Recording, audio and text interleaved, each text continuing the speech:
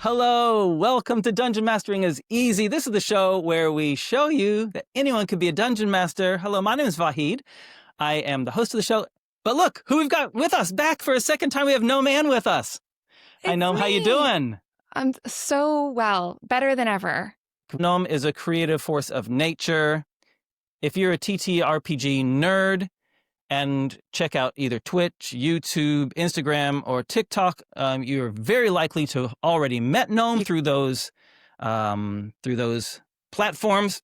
You can't avoid me. I'm everywhere. I'm in your walls right now. If you haven't, you will see through this interview that Gnome has an infectious fun, as well as an energetic and insightful attitude. Can you have insightful attitudes? Anyway, around role-playing games. I don't know if I'm using the right words, but it's so good to have you with us. You sound like my first grade report card. Thank you so much. So today, Gnome's going to be sharing some insights on working with players to make characters for a new campaign. Okay, I feel so strongly about this.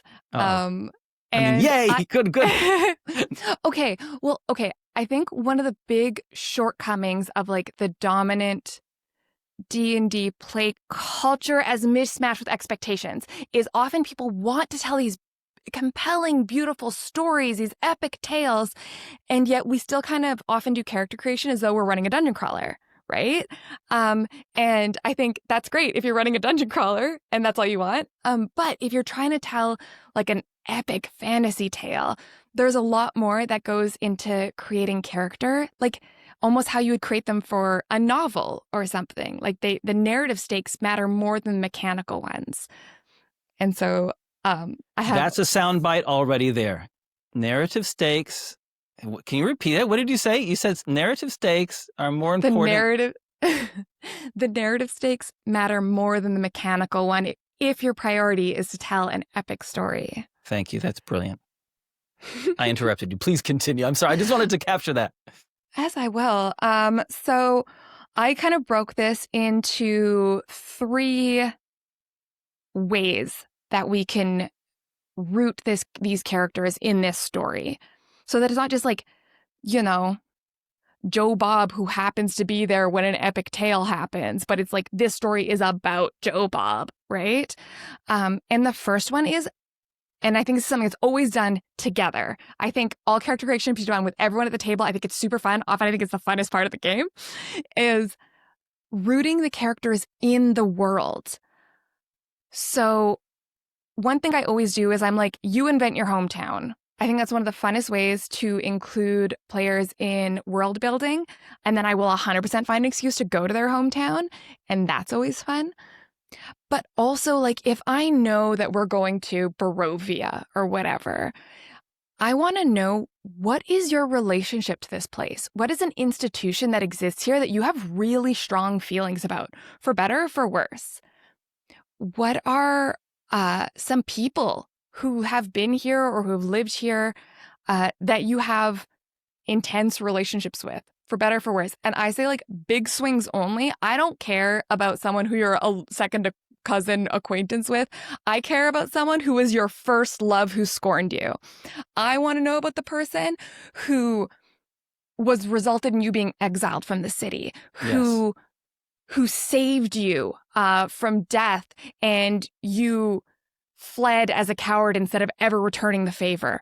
I want to know about those stakes that already root you to this world, the people in it, the institutions, and like the actual city and towns we're visiting. Yeah. Maximum drama, right? We want the big drama. And the thing is, it won't all come up. So I'm like, come up with, a couple institutions that you have strong feelings with. Like, maybe you have a very strong feelings about the city guard. Like maybe your father worked for the city guard and was an excellent, upstanding noble, and so you just inherently respect authority, and then that's going to be probably challenged through the story. And I think that's a way more interesting story than everyone just feeling kind of ambivalent about everything going in. And like always, I think always the bigger swing, the better. but Love don't it. take too many or it gets messy. So everyone take a handful of big swings at the world and you're going to have such a powder keg, and it makes DMing so fun because it's just like all your players just giving you like on a platter beautiful story beats that you can use forever. Love it. That's awesome. Yeah, great. And I love, just to, before we move off of this and before we go on to your second one, you talked about all character creation being done together. Yes. Can you want to dig deeper into that, please? I would love to. So like we talk a lot about like party comp and balance. And often when people are talking about like, oh, we need someone doing support, we need someone tanking. And I'm like, sure, that's really easy to do, right? The book tells you exactly how to do that. Like the player's handbook's really clear. What it doesn't help you do is tell an epic fantasy story. And unless you're all like professional screenwriters or novelists or whatever, like most of us we're not like born knowing how to do this, right? Sure. So we got to set ourselves up for success. And the easiest way to do that is like more brains together. It's like this weird symbiosis that happens when you get a bunch of nerds at a table. Like the creativity and insight just goes through the roof. People start like throwing ideas out at each other. And then what happens is you don't even have to know the literary concepts of like a foil, but they'll naturally emerge. One of you makes the like noble paladin and one of you makes the cunning thief. Yeah. And that just emerges as like counterpoints to each other in ways that are, I think, more interesting than just like we made a bunch of dudes look at our blorbos go on a quest, right? Yeah, sure. Yeah. And I think it also having that characterization together is people start sharing ideas and brainstorming together, which gets them immediately invested in each other's characters. Because I think that's one of the hardest things is it's really easy for players to get invested in their own character. Oh, yeah, that's nice. But often there's like a lack of investment in other characters. So if you're there being like, yeah, my hometown, which is a floating island that only shows up every 6 years. And they're like, okay, this little lizard man's cool. I love Joe Bob, the floating lizard town, like those kinds of things. And the poor dude, he's fallen off of his floating island. He's got to do something for the next 6 years. We got to keep him around for the next 6 years and get him back to his home. And like maybe he's only a cunning thief because he fell off a floating island and he's been doing his best. And that gives so much more depth. Instead of like, I'm the Goliath barbarian and I have a big hammer. I'm like, okay, well, I don't know. Why should I care? Tell me. Yeah. I want to care. Brilliant. That's awesome. Okay. Second, I'm interested. What's your second point? That first point, honestly, that is enough for us. That is sufficient. That is such a great point. This is the tip of the iceberg. Okay. Okay, I love it. This is great. Number two. if that was the like little sampler platter, the charcuterie board being offered to the DM, right? Like all the buttons. But I like mix a charcuterie board with like a powder keg because it truly is just like giving them so much ammo to work with, right?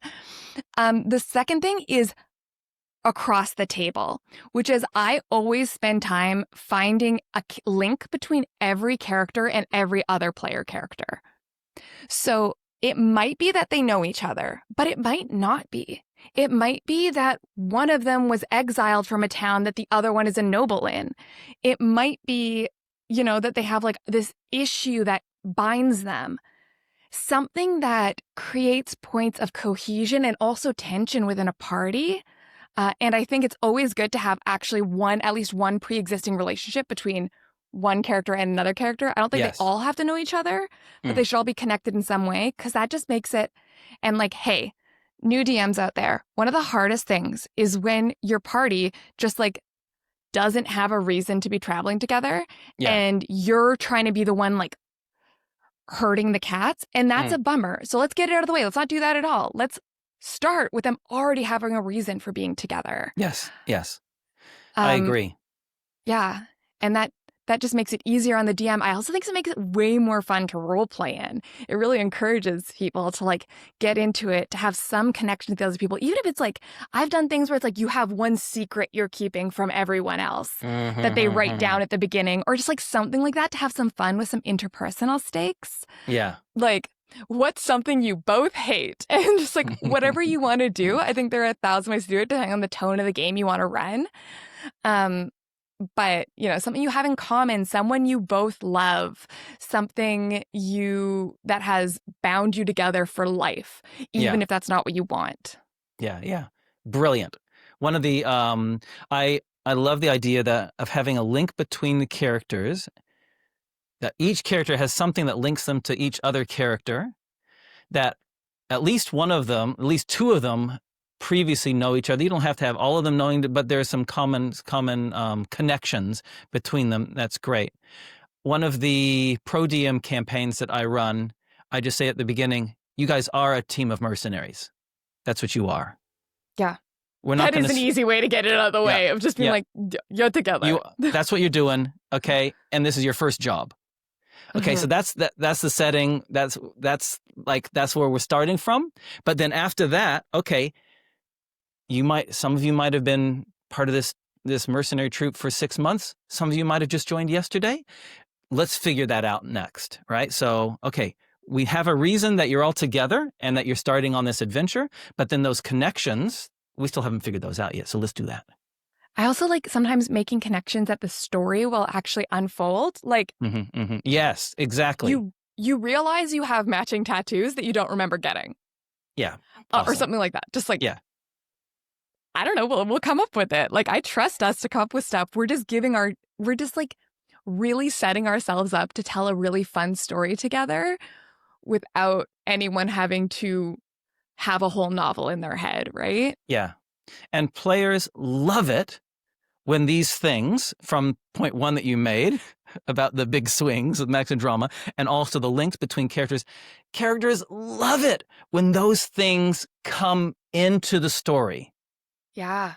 When even the smallest hint of someone that has the same tattoo as you, when that suddenly appears, all of a sudden everyone goes, oh, what does it mean? Yeah. I need to talk to her. And I think, too, it's also a nice way because you have when it comes to backstory, I feel like we have people at both extremes. You get the people like me who will go away and write you a novella and then be like, hello, I made this for you. And then you've got also people who's like, I'm a Goliath with a big hammer. That's my personality. My backstory is my hammer's really big.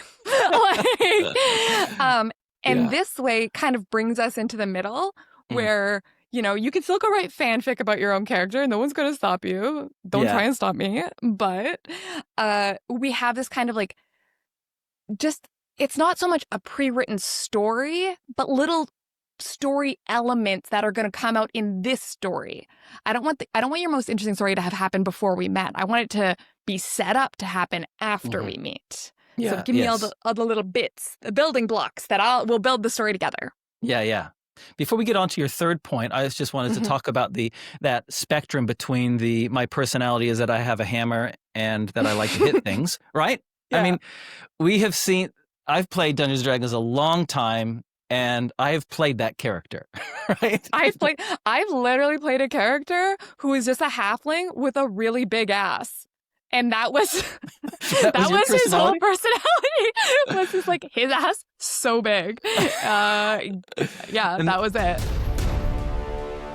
Gnome's third point is a real jewel. Before we get into that, we want to tell you about a book that Dice Legenz is making called You Need More Orcs. It has got 60 unique orc stat blocks, fun, frightening, fierce, perfect for any style of campaign. But it's more than just that. We've also got things on social structures, cultural practices. There are name generators for orcs. There are things around sayings and expressions, things for both dungeon masters and players. Check out the Kickstarter link down below. Join us because you need more orcs. And then on the other end of things, a lot of players, they love the narrative elements and they love figuring out their backstory and all that kind of stuff. And as a dungeon master, that's a double-edged sword. If you haven't figured out a way of working that in, then that kind of hangs on like this big weight of expectation in the player's mind. I've put all this work in, and if none of it enters the world, it's not as fulfilling for the player, but also for the dungeon master. It's actually quite difficult to integrate all those elements if it's done in isolation from the rest of the group. So I think what you've suggested of them working together to create these links, I think is a much more powerful way than people individually creating their stuff in a vacuum. And then then seeing how the dungeon master is going to interweave it. Well, and I think there's something that's incredibly human about us, that when we're left to our own devices to create a backstory, we're going to create a story, right? It'll be a sequence of things that happen. And I don't want you to write a story. That's what we're here to do together. We're making a story together. I want you to create stakes and character flaws and evidence and trauma for your character and things like that. But I don't want to see how those affect you until we get together and tell a story together. So I always tell people, I'm like, if you can write your own stuff by all means, but it's fanfic. And I love fanfic. Yeah. Don't look me up on AO3, but like, I love some fanfic. But I'm like, that's a separate thing. And I think people are usually excited about that because, yeah, I think people just want to have the more depth of character when they're doing those backstories. And just the way we naturally do it is through pre-writing a story. But I find that D&D doesn't really shine if you've pre-written a story in any way. Like, you know, sure.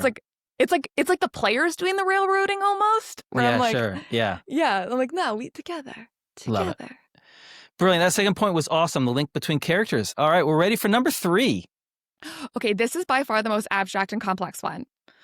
So that's why I saved it for third, which is a link to the core theme. Now, this is something my lit nerds in the house are like, yay! And everyone else is like, oh, I'm scared. I feel like I'm back in high school English class. So here's what I'm going to say. Okay. Every story is some sort of investigation of an idea, and it can be very specific or it can be very vague, right? Yes. And it's important that every character in that story has a strong relationship to that idea. Yes. And this acts as like their core motivation for continuing to move through the story. Whether it's like, and you can, so for example, you take something like Curse of Strahd, where it's a story about domination and tyranny, right? And you're like, but what if we say the theme is hierarchy and respect for authority or something like that? And then you give some people, they're like, I grew up in a town where I grew up in a church with incredibly noble leaders that I respect. And generally I am used to deferring to people in power and I'm comfortable with that. And I actually like that. I think most people are good. And you have someone else who's like, my town was burnt down by a corrupt warlord and I will punch anyone who looks to have 2 shillings more than me. Yeah, right. And bringing those people together to tell a story is going to give you this like fascinating story that automatically leads to character arcs without anyone having to plan it. Like, it'll just naturally occur as it unfolds because you've set your character up to have a strong relationship to that core theme. This is really interesting. And do you know what? I actually have a really strong resonance with this third point that you've just made. Okay, yeah. I'll explain why. In the Dice Legenz channel, we've done actual play stories. The very first one, and we always do this quite consciously with our players, and we say there is an underlying theme of this story. And so I have seen firsthand how important and how valuable this concept that you've just raised is. So like in the first major actual play story that Dice Legenz does, it's all around the concept that any person, no matter how small, their efforts can lend a positive impact in the world around them. Like that's the kind of underlying theme that let me try again, that our actions, no matter how small, have an effect on the world that we live in. Okay. And the second theme was all around this idea of, do our past actions define our future? I love that. And so it was all around, and some characters found that went on a redemption arc and others did not, So it's really interesting. Then you can see the tension between the characters, who's wanting to turn their fortunes around and who sink into the misery of their past. It's that kind of stuff. Really interesting. And I think like this like lends itself to those big drama moments, but you can do it lighthearted stories too. Like I was on an AP one shot where I didn't know anything about the story before it started. And so I show up with my sweet little blurbo. And they say, okay, the story is about that it was like a fae.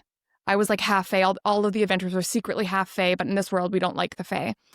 And the betrothed to the king, his betrothed, has been kidnapped by fairies. And everyone was immediately like, that's terrible. And I was like, I think for me, the most interesting choice would be like, I was like, how do I make my character pro-kidnapping? So I was like, what if my character has read like so much fairy smut and dreams of being whisked away by a fae prince and things like, oh, that's so romantic to be kidnapped by fairies. And I'm like, that's such a silly take, right? But it was like really fun to play out. So we're like journeying there, and she's like reading from her romance novels. She's got like fairy bodice rippers in her pack that she's like telling people about. She's like, so if we see him and he's dark and brooding, and we know this, you know. And I think like even something that's like that, you can kind of, even if you're not there to tell like a dramatic story, even a comedic one, you can still play with the theme in that way. Beautiful. That's amazing. Great. Hey, these 3 points that you've brought to us today, I think are so helpful. I found them very insightful, very helpful for myself. You know, this idea about the first step about all the characters coming together for character creation, not little islands separated, that they come together and that are, you know, then able to have this. Well, it's a collaborative storytelling experience, Dungeons and Dragons, in the first place. So why don't we start off with it being a collaborative character creation concept? And who doesn't love a writer's room vibe? It's so fun to be able to like throw things out with people, and then like I leave feeling so inspired. Like as a DM, I always feel like, even to this day, I feel intimidated if someone's like, hey, guide me through an epic fantasy tale. I'm like, oh, shoot. Like, I don't know if I can do that. Like just me. But I'm like, if I get a bunch of us together and we start brainstorming, we start inventing the world and our ties to it together, then I'm like, all in. I'm like, yeah, we're on the same side. And so we can tell this story together. It's not all on me to drag you through the mud of a fantasy tale. Brilliant. And the second point about making sure that there are links between each of the characters, whether they know each other beforehand or not, but there are links between the characters, because that gives them dramatic moments to interact with each other and to interact with the story. Mm-hmm. Amazing. And then this third point about what's the core theme of the story and what's each character's link to that core theme. Yeah. Awesome. To wind up our episode today, we're going to do a regular segment called Accent on Accents. I'm so scared. I'm not good at accents to begin with. I'm just not. I have like 3 I'm good at, and I'm praying you pick those 3, but I'm not going to tell you which because I know you'll never pick them if I tell you which it is. Of course I wouldn't. Okay. So I have got a random accent generator here. Well, it's not a generator. It's a table. It's a table. It's a roll table. Of numbers. Like God intended. It's a roll table. Except I've only got 15 of them. So go, hit me with a number. 3. German. Yes. Do I have to do German? Or do you have to do German? I don't know. Your choice. Okay. All right. So what do I know about German? Okay. Obviously, you're German. Okay. Give me another number. This is for me. Another number. The wide mouth. No, that's not German. That's definitely not German. No practicing. Give me a number 11. From 1 to 15. 11. 1, 2, 3, 4, 5, 6, 7, 8, 9, 10, 11. Oh, no. I've got an easy one. I got Australian. I can't do Australian. I can't do German. I can't do German either, but I'm better than I can do Australian. Whenever I try to do Australian one, it just comes out as English. And I'm like, okay, well, I traveled. Okay, so here's how this challenge works. What we're going to do is we're each going to read just a few sentences, 2 or 3 sentences from a written book of a written book from something. I've got the player's handbook in front of me. I'm going to read the thief. Yeah. All right. You want to go first or you want me to go first? No, hold on. You go first. All right. No, I can't do it. Look, I live in New Zealand. Okay. I lived in New Zealand for the vast majority of my life. I can't do a New Zealand accent. Australia's I am our closest. Italian and I can't do an Italian accent. I speak Italian and I can't do an Italian accent. Well, the stereotypical Italian one is that you da da da da da everything goes and da da da da da, right? That's the stereotypical Italian, but I'm sure it's not it must how be they offensive. talk. No, I think I'd be better off if I just spoke like it's not offensive. You can't offend Italians. We're caricatures. Like truly, you can be as mean. Like anything you say about Italians, it's like probably true. I will say. Okay, ready? Here goes my Australian. Oh no! Now I got fake Italian mobster in my head. I got to get that out. Fife, hunt for the treasure is a classic adventurer, a mix of burglar, treasure hunter, and explorer. You are the epitome of an adventurer.